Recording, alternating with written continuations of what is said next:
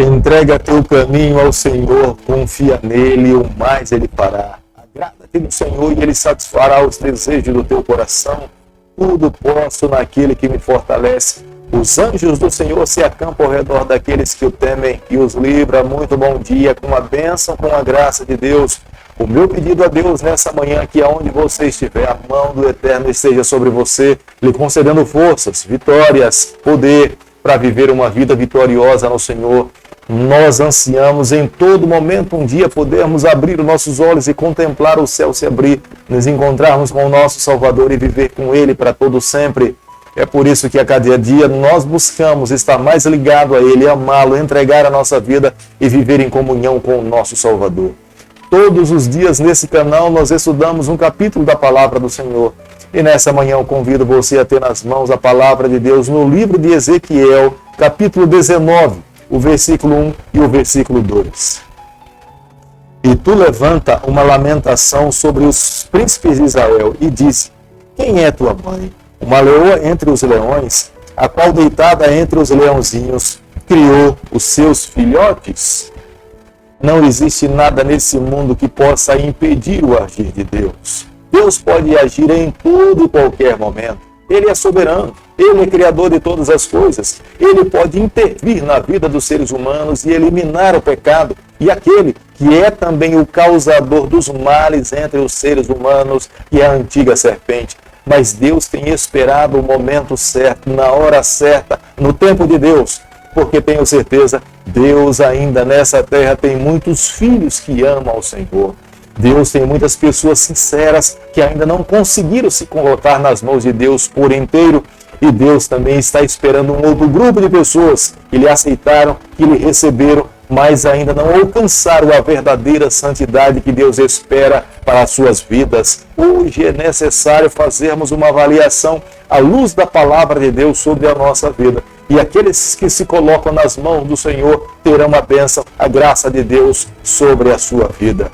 Como nós podemos observar a linguagem do profeta Ezequiel no versículo 1 e no versículo 2 do capítulo que nós estamos estudando nessa manhã, ele chama a nação de Judá como sendo uma leoa. A leoa se deitou entre os outros leõezinhos. Os judeus se aliaram aos outros reinos que estavam aqui nesse mundo.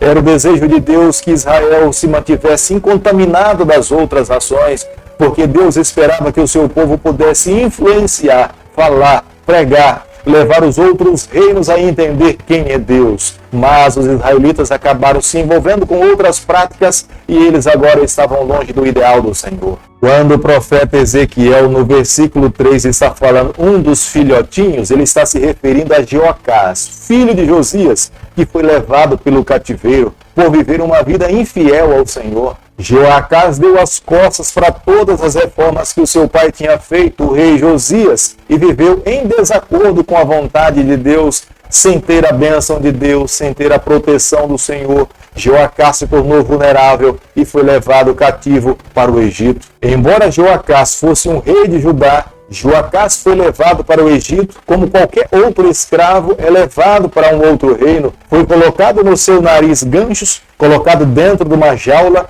e levado como se fosse um animal. Se Jeoacás tivesse escolhido viver em fidelidade a Deus, ele não teria passado por tamanha humilhação. Mas pelo fato de ter dado as costas para o Senhor, as reformas que o seu pai o fez, Deus permitiu que ele colhesse os frutos da sua própria escolha. No versículo 5 nós podemos ver o profeta Ezequiel falando a respeito dos outros dos seus filhinhos.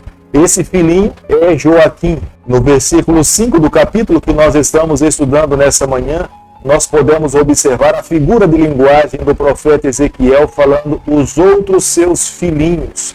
Os filhinhos mencionados por Ezequiel nesse capítulo está se referindo ao rei Joaquim, que também viveu uma vida em desobediência à vontade do Senhor. Quando Nabucodonosor invadiu Jerusalém, Joaquim estava no reino há cerca de 3 anos apenas, mas Nabucodonosor pegou Joaquim e o levou para a prisão e o manteve lá em Babilônia.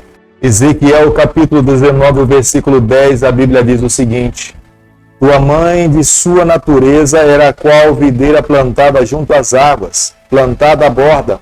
Ela frutificou e se encheu de ramos por causa das muitas águas. Aqui nesse versículo nós começamos uma nova figura de linguagem. Deus começa a falar a respeito da videira como sendo plantada pelo Criador do universo. Essa videira deveria produzir frutos, as pessoas deveriam tomar do seu vinho, essa videira deveria alcançar o mundo inteiro.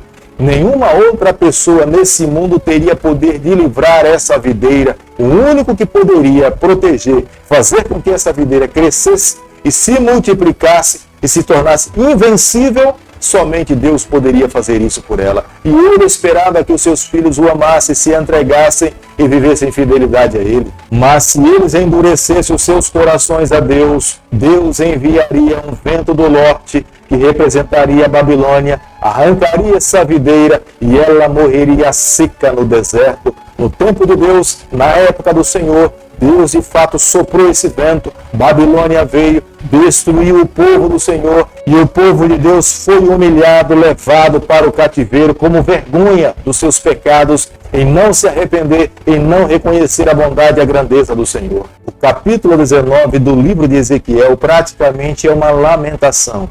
Quando alguém está lamentando, é porque algo bom não aconteceu, algo ruim aconteceu e ele está agora chorando, triste, acabrunhado, lamentando as boas coisas que poderia ter usufruído da vida, mas pelo fato de ter vivido uma vida diferente do ideal proposto pelo seu Criador, ele está sofrendo, ele está chorando, clamando de repente por uma nova oportunidade. É impossível que as pessoas que vivessem naquela época começassem a se perguntar: será-se com a morte de Joaquim, Zedequias seria o fim da linhagem davídica? Mas Deus fazia promessas para o futuro. Deus olhava para o futuro e sabia que o seu filho nasceria de uma virgem. Através de Jesus Cristo, mais uma vez, Deus plantaria no coração dos seres humanos a esperança. Deus cumpriu com a sua palavra. Deus preservou a linhagem de Davi. Jesus nasceu, ele é o nosso Salvador. Aquele que almeja encontrar salvação precisa crer em Jesus, colocar-se nos seus braços, abandonar a vida de pecado e permitir que o Espírito Santo nos santifique, molde o nosso coração e nos dê uma nova oportunidade de viver. Querido amigo, Jesus cumpriu com a sua palavra, Jesus colocou os seus pés nessa terra. Hoje ele está na eternidade junto ao seu Pai, mas nós não podemos duvidar. Um dia ele voltará aqui a esse mundo, resgatará os seus filhos e nos levará para vivermos com ele por toda a eternidade. Temos que a cada dia amá-lo cada vez mais, temos que renunciar à nossa vontade, temos que nos submeter à sua palavra, temos que permitir que ele seja o único e exclusivo Senhor do nosso coração, da nossa vida. Aqueles que vivem dessa forma agradam a Deus, expressam amor ao Senhor e encontrarão a graça do Pai. Querido Pai, em Tuas mãos, nessa manhã nós nos colocamos, queremos viver exclusivamente para o Senhor. Toma o nosso coração, perdoa os nossos pecados, nos dê a graça de um dia estarmos com o Senhor por toda a eternidade. É o nosso pedido e a nossa oração e nós o fazemos em nome de Jesus. Que o Senhor te abençoe e te guarde, que Ele faça resplandecer o seu rosto sobre você, que Ele tenha misericórdia de você e sobre você nessa manhã Ele levante seu rosto e conceda a sua paz em nome de Jesus. Amém.